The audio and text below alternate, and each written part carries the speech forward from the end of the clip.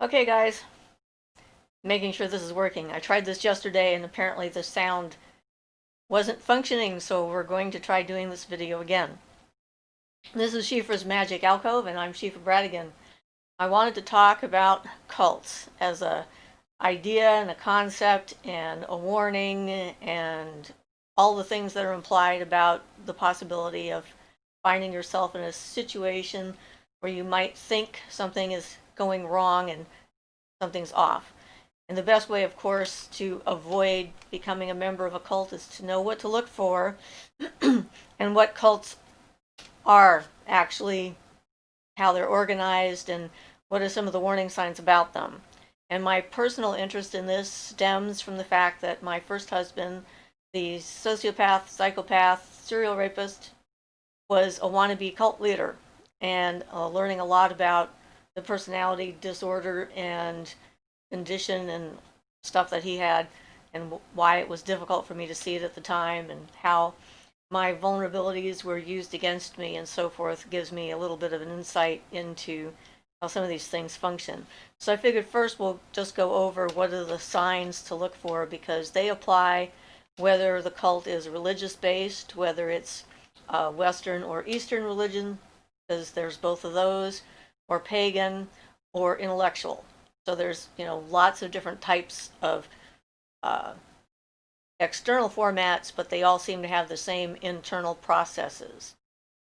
So I had to make an actual list because it's complex, and I got distracted and confused a couple times yesterday when I attempted the video the first time.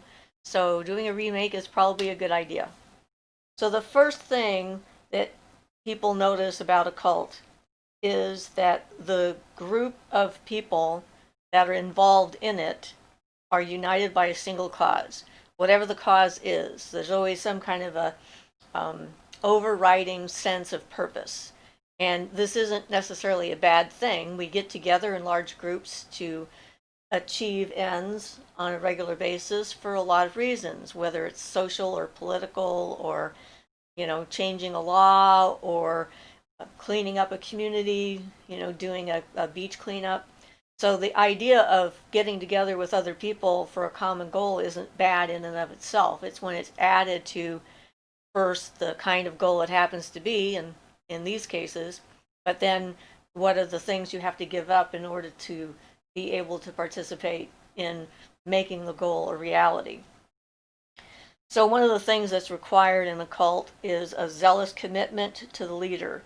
So whoever the leader is, be it a man or a woman, you have to be totally committed to their thoughts, opinions, and belief system, whatever the belief system is that they're proposing.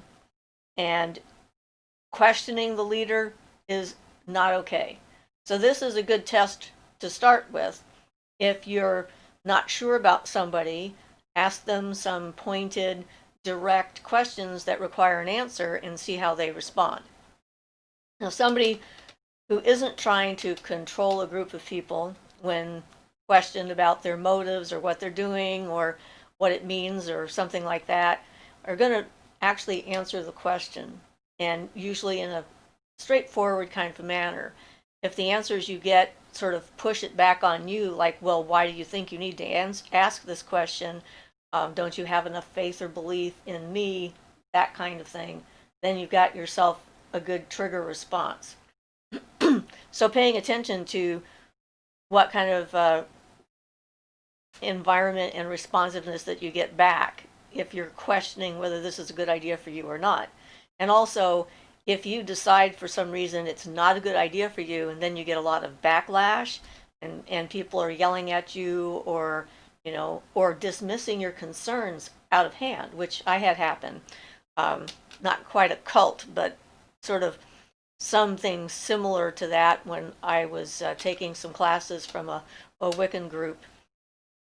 And they offered me my initiation, and which I was very grateful for, that they thought that I might make a good member of their religion.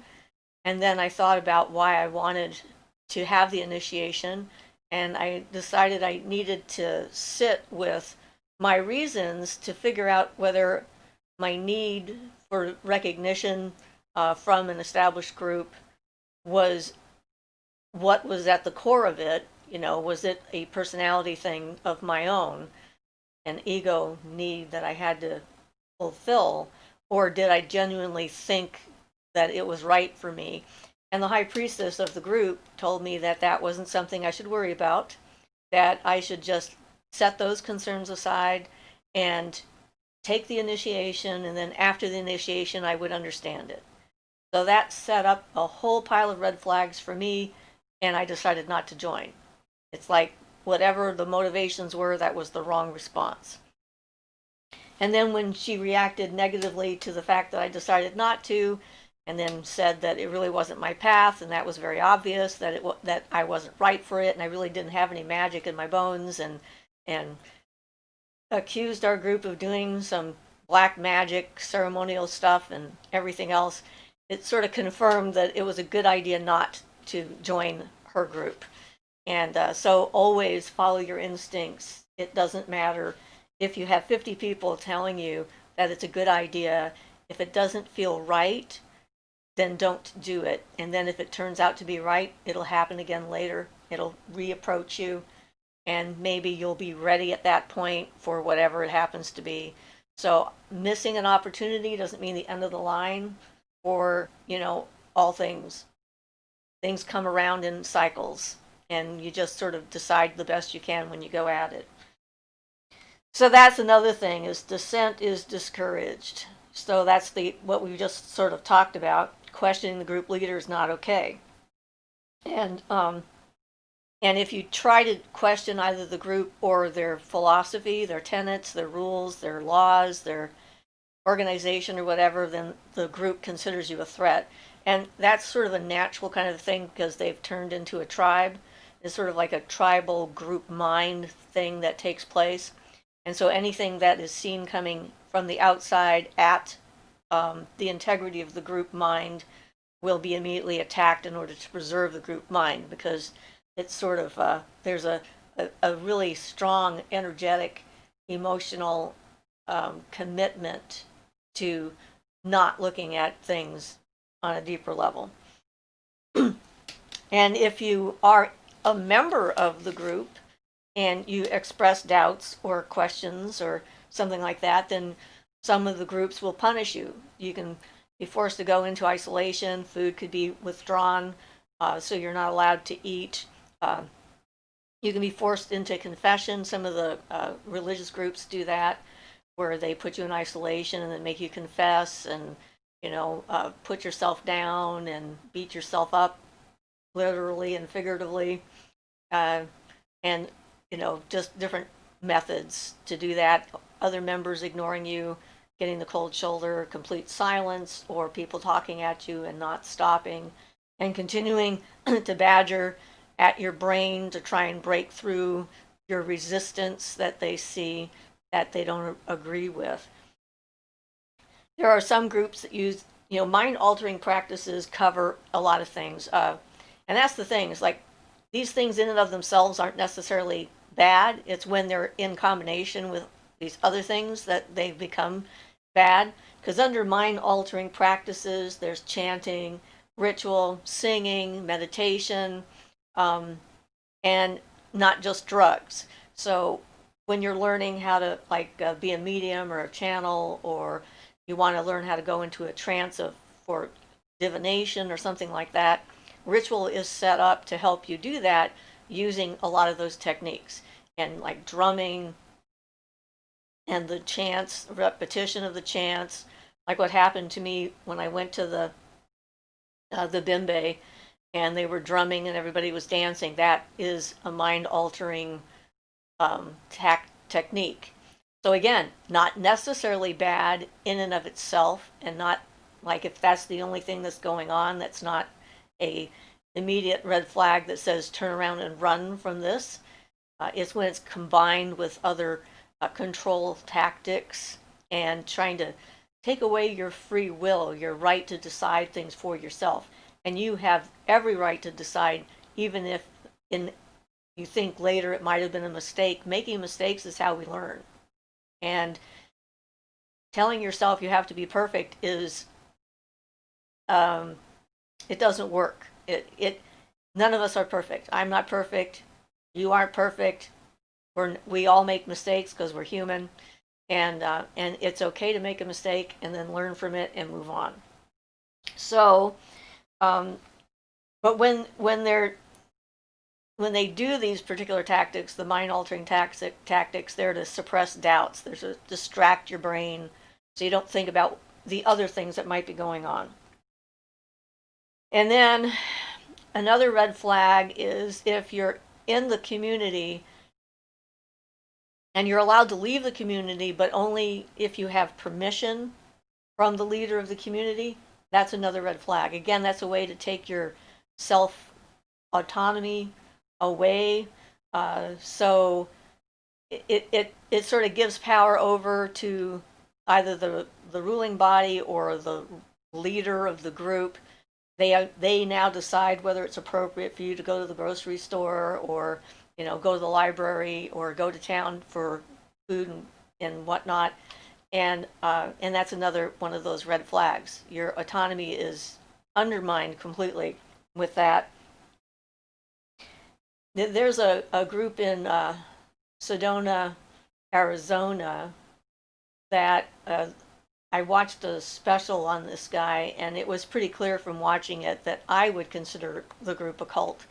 And one of the things that he had, they're a UFO cult, I guess you'd call it. And they're expecting a spaceship to come and rescue them when the world ends. And if you're going to leave the property and go to town and do grocery shopping or whatever you wanted to do, you have to ask permission from the leader of the group, because if you're not within 5 miles of their community and the spaceship comes, you miss your ride. So the dire consequences are there. And usually there are, known dire consequences of not being where you're supposed to be when you need to be there. Control is absolute, and that can include who you can marry, who you can have kids with, who raises your children, where they can live, what schools they may attend, and that kind of thing.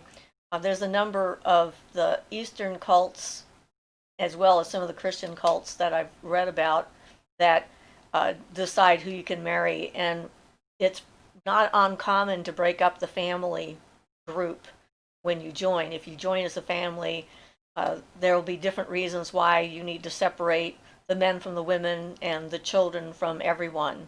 And that breaks down those bonds, the familiar bonds that parents have for their children. And it's often disguised as the idea of freeing you to not be distracted by those kinds of concerns, so that you can focus on your enlightenment or focus on the task at hand for the group, or to let go of your bonds with life so that you are again free to experience these greater things. And yeah, and that's definitely another red flag. So the group, whatever it is also elitist.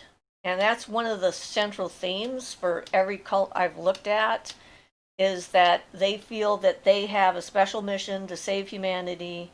And a lot of times, whoever the leader of the cult is considers that they are the embodiment of the divine on earth, whether it's the Christian God or the Buddha, or an enlightened being, or the high priest or high priestess of a pagan group who represents God or goddess on earth.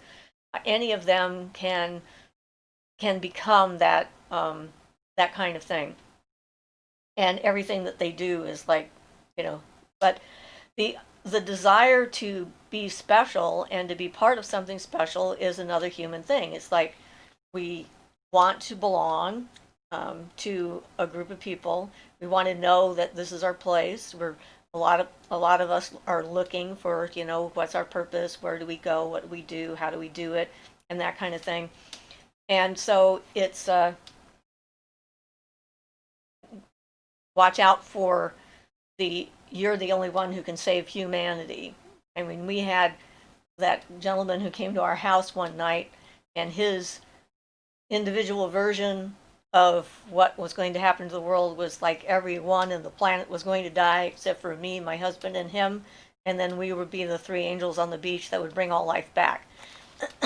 Very unrealistic. I didn't fall for it, neither did my husband, but it told us that he was in a delusional state, that he thought that he had that kind of power.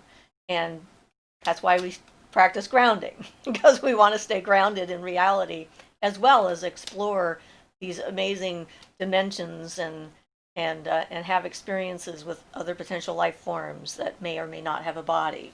So one of the other hallmarks is the end justifies the means. Some of these cults have actually murdered people in order to protect themselves. There was one that was a Mormon group that I saw one day. Don't remember their name at the moment, but they actually had a hit list, and they went out and murdered several people in order to, in their view, help protect the planet and protect their leader and, save the world or what have you. And they really like to develop an us versus them mentality. And that's another thing. It's like in the pagan community, there is, I have seen firsthand, a tendency to create an us, we're magical, we know all these secrets, we have these amazing experiences, and them, they're not. They're ordinary, and using words like mundane and muggle from Babylon 5 or Harry Potter. These are derogatory terms. It's a way to separate us from the rest of people. And the reality is they are where they're at, and we're where we're at. It doesn't mean that we're more evolved or better or more special. It just means that this is where we're at right now in our personal development. And that doesn't mean that they might not. And so it's a form of elitism, which we just talked about, and it can make us more vulnerable to, to the tactics of a potential cult. But it's really in a lot of things. There was a white supremacist cult I watched a documentary on that was one of the more fascinating ones I think I've ever watched, which was a Christian white supremacy cult. It started off as a Christian community where people just sort of moved in to farm with their families and so forth, and it slowly evolved into this thing where they were going to blow up a church full of gays. That was kind of, they'd been indoctrinated to believe that they were the enemy. And that's it. It's like, as long as you have an external enemy, that was funny. As long as you have an external enemy to focus on, you're less likely to be focusing on yourself and what's going on around you. And so externalizing the things in ourselves outward onto other people or other societies or races or social strata or whatever is not a good thing. It doesn't help. Doesn't help them, doesn't help us, but it really helps the cult leader because, we sort of get this, we're special, elitist, and they're bad or they're trying to stop us, and then we're not focusing on the right thing. So shame and, the leader's not accountable to other authorities. So that means that, like with David Koresh, for example, he felt that, they were bringing in the end of the world and God was the only authority and he was God's person on the planet, and so his was the only authority. So nothing, legal authority or social authority that was out there should matter to him or his followers. And, so it's another way of separating ourselves from where we are by pretending we're not in the society that we're a part of. Anyway, shame and guilt are prevalent, and you can see that in a lot of the standard religions that may or may not actually be cults. It depends on your definition of the word. But when people don't feel valued and feel like there's something wrong with them, they're then more susceptible to someone coming in and telling them, well, I know that you're bad and there's something wrong with you, but I can give you a way out in order to make you okay. And so if you do what I say, then we're all good. So group members must cut ties with their families. And this is another common thing. This is a way of separating the people that are members of the group from any potential line of attachment or communication that could interfere with the group's purpose and sort of short circuit the programming that the group leader is trying to make happen. If you know, if you're not allowed to like talk to your family, talk to your parents, or talk to your siblings or whatever about who you are, that's another red flag. It's a different thing than having secrecy in an organization like a fraternal or magical organization taking a magical oath about something. Those are a little bit different, although some of them could also be the same kind of thing. It's a case-by-case basis. But again, you have to follow your own intuition and get in touch with that gut feeling inside of you, whether something feels right or wrong, and always listen to that inner voice, because that'll tell you what you need. So a cult, if you join a cult, everyone's going to want to be your friend, everyone's going to want to talk to you, everyone's going to pay attention to you, you're going to get mobbed by whatever it is they think that you need in order to make you feel as welcome as possible. You just found your way home, this is it, and I know this is where I belong, everyone's accepting me. And that's a way, again, to replace some of those other bonds that you might have with people that are not in the cult, and slowly insinuate their message or tenets or philosophy or goals or whatever into your brain. Preoccupation with money is another potential red flag. If all of a sudden you need to sign over all of your house and your life insurance and make the group or the people that inherit it when you're gone, or give it over now. The arguments that I've seen that they use to convince someone it's a good idea in the Eastern groups in particular is divesting yourself of these attachments to worldly possessions that are keeping you down here in the earthly plane and not allowing you to ascend to a higher one. So you need to like divest yourself of material wealth and possessions, and the leader will graciously offer to take on the karma of all of your possessions and stuff for you, so you are free to pursue your dream of becoming an enlightened person.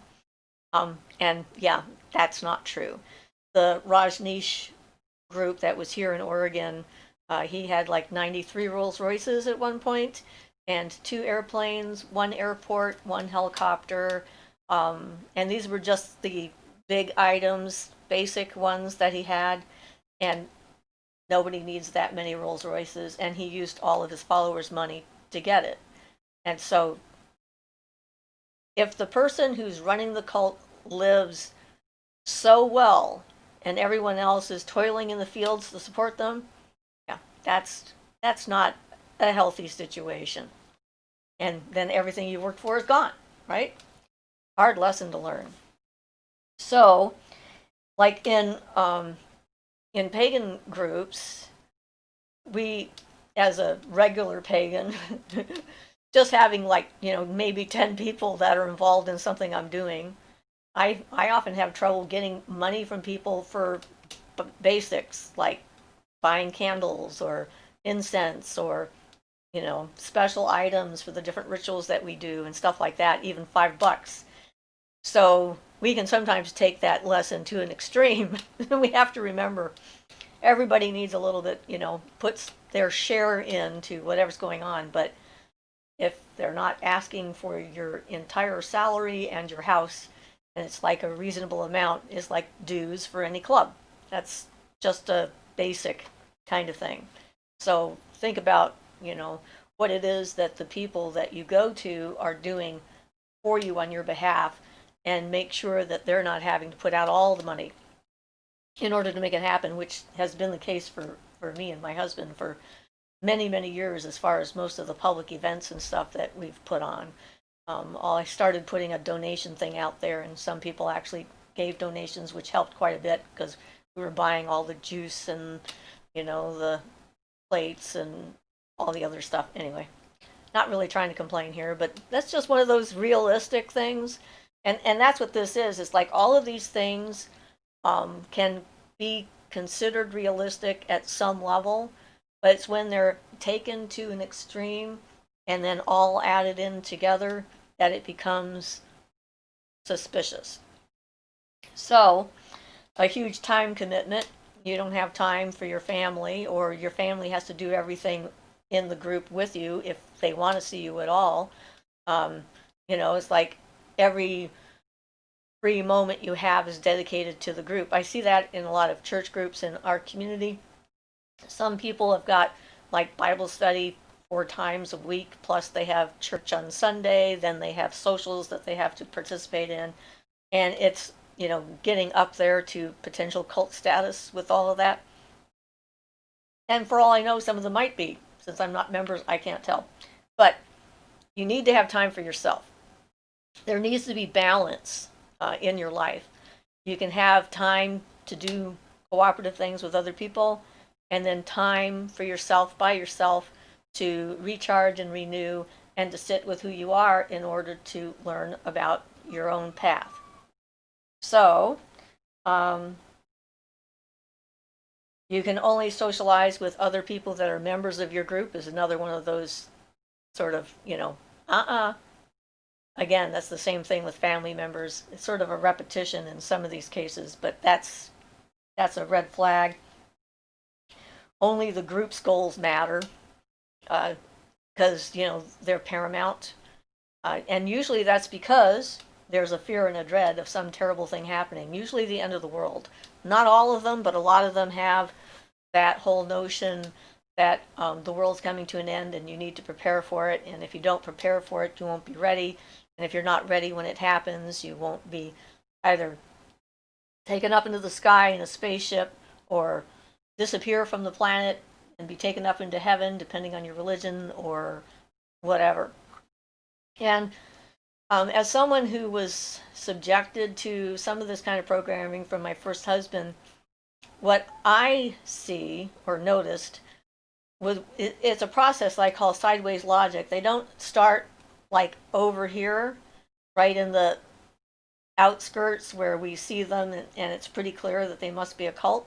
They start close to home. It's like there's a normal, you have like a normal continuum of societal norms, things that we agree on and that kind of thing. And then they take those and just slightly move them over a little bit. And a lot of the ones that I experienced were, looking at what I wanted. I wanted to be a better person, wanted to be a more spiritual person. And those were the things that my first husband targeted to manipulate me with. And so that is one of those things to look for as well. So starting off with like, say, don't want to be angry, don't want to be jealous, and then creating a situation where you have to be in a situation that would normally make you angry or jealous and then learn how not to be, sort of controlling. I think that Scientology has a method of doing that with their machines that they use. Can't think what they're called right now, but we know what we can look up those. But that's what they do with those. Is like they have you hold on to the handles and monitor your physiological reactions to things, and then keep badgering you until you can sit there and take the abuse, the verbal abuse, without having a physiological reaction. And that's a way to numb you to those feelings. And that's not healthy either. So there's a lot of the different kinds that are out there. And I actually, looked at some of them. I was amazed. There are only a few that I actually wrote down. Of course, the first one that we really became aware of was the People's Temple in Jonestown in Guyana, and the mass suicide that happened there, and the fact that this man was able to convince over 900 people, most of whom voluntarily committed suicide so that, he wouldn't be alone and or whatever, is still a shock. I mean, I've watched any number of documentaries about that, and there's always something new I learn every time I see one.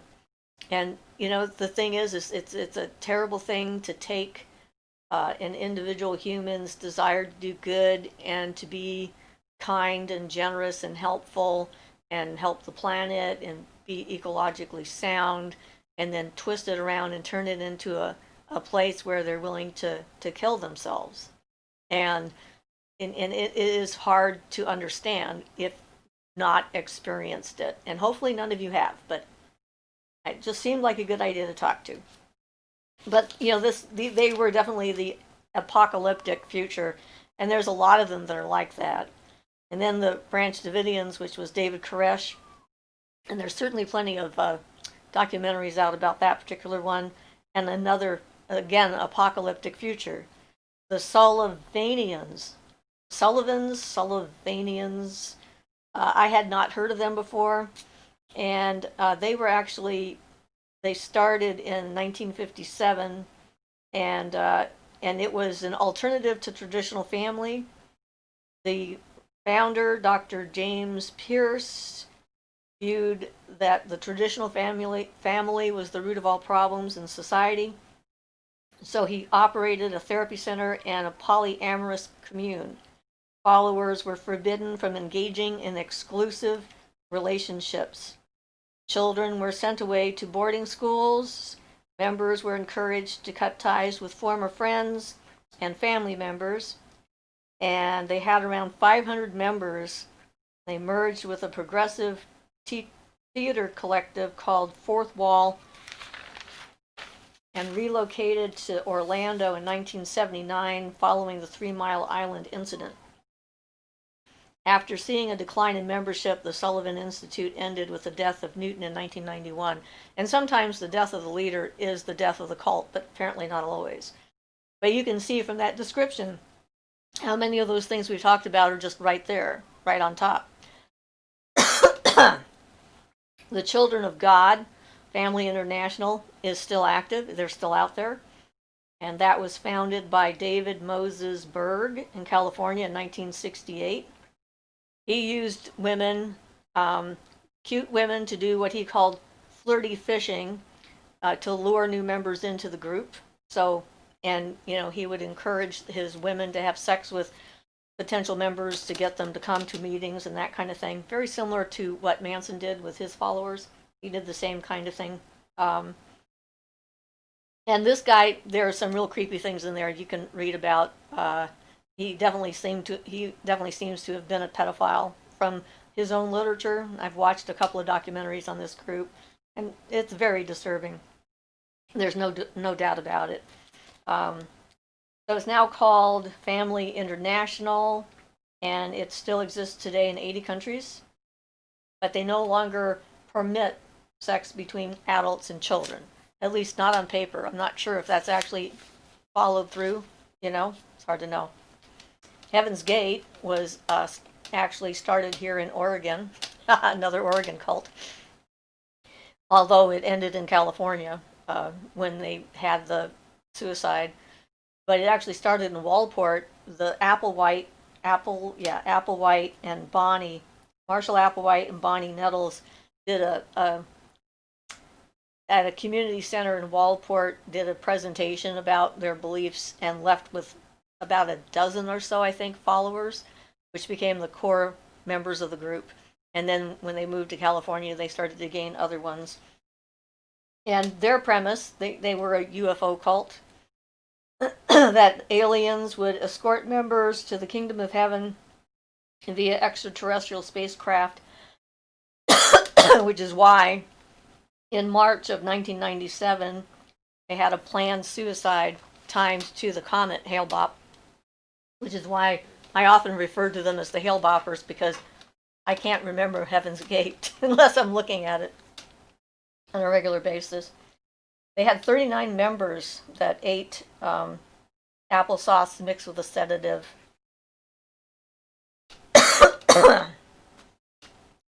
And 9 of the 18 men had actually castrated themselves surgically, or had been surgically castrated. I don't know that they actually did it to themselves. I think they went to someone else.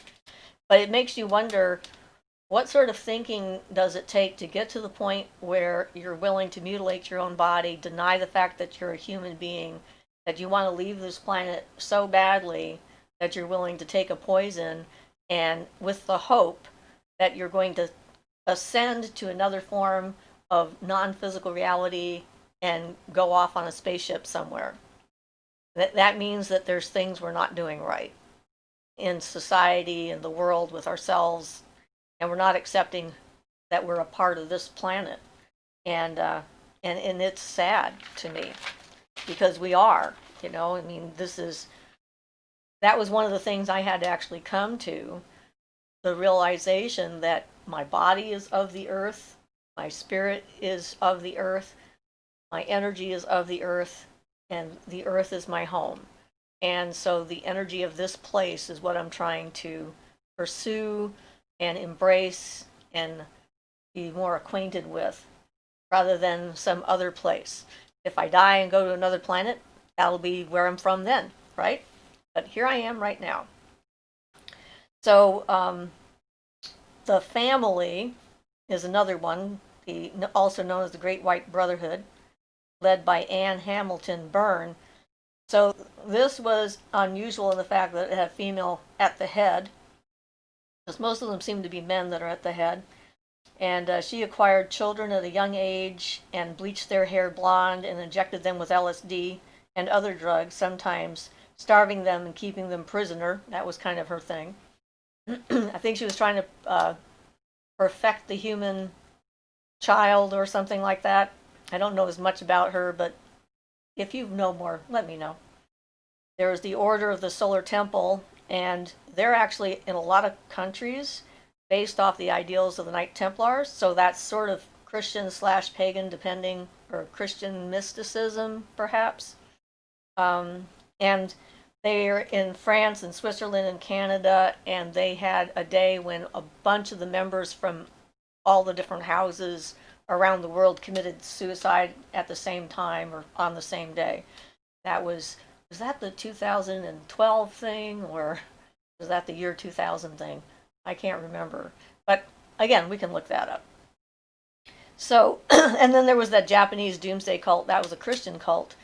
And they actually put sarin gas in the subway tunnels of Tokyo and killed a bunch of people that way. And that was to start World War III. That was kind of their goal. And that's the thing, is like the doomsday cults are really more focused on not just waiting for the end of the world, but promoting and encouraging and inciting the end of the world. So that's also something to watch out for. Then there's your intellectual cults like NXIVM, which is currently in the news. The leader has been convicted and will be sentenced, I think, in a couple of months for his role. And his was a personality cult, in that he sort of sold himself as a highly intelligent individual, and in order to be a rational human being, you have to do these thought experiments and let go of these boundaries of society, etc., to the point where then he had women who were willingly, in the beginning, allowing themselves to be branded in order to be a part of the special group that he had. And his is definitely a sex cult, there's no doubt about it. And here in Oregon, we had Rajneesh, or AKA Osho, and Netflix has got a really good documentary on that called Wild Wild Oregon. They also had, at one point, a really excellent documentary on the Buddha Field cult, which is actually still active in Hawaii, although the leader has died. It's continuing on in some form. I'm not sure what their current philosophy is or what kinds of things that they do, but you can find them on the internet and look them up. Apparently they do big events and whatnot. And that documentary was called Holy Hell. I couldn't find it on Netflix the other day, so I think it's not on there, but I wouldn't be surprised if you couldn't find it on YouTube.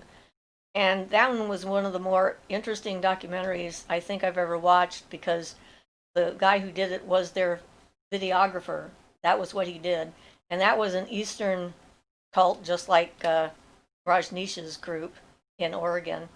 And, and you can watch the films where some of these people are getting Shakti pot, and it looks like they are really getting it. You know, I can recognize the body movements and the ecstatic energy and faces and stuff that they have.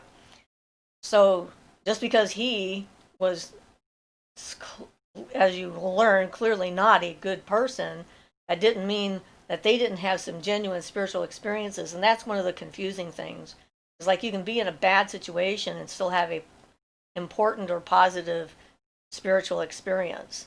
And trying to separate those two away from each other is where some of us get into trouble, you know, realizing that the experience itself was just because you happened to be ready, not because the person who gave it to you actually knows what they're doing, because that's not always the case. So it's a good documentary, and there's a lot of documentaries about the other ones. Um, and you know, I can put up a list of the ones that I have here after we post the video. So if you want to go check some of them out, and if you have others that you've seen that you think are interesting, you can do them. But one of the reasons for talking about them really is because I saw a program the other day, and there are some YouTube personalities that seem to be starting their own cults. And I just wanted to make sure that, you know, all of my subscribers understand that's not what I'm interested in doing. That's not my goal. Anything, if you ever get the impression from me that I'm telling you that there's something you must do and there's only one way of doing it, then send me a note and let me know, because that's not what I'm interested in doing. The pagan path is an individual path. That's part of the issue that we have as pagans, trying to find our own path. There's no one place to look, no one leader to look to, no one thing or one way of doing it, because we're so unique individuals, and we're in so many different phases of our own development and have so many varied interests. And it is a self created path. That's what it's about. You taking charge of your own destiny and your own spiritual progress and deciding what you want to follow. And there's no right or wrong thing to follow. The only wrong thing is not learning if you make a mistake, and not, you know, paying attention to your own intuition.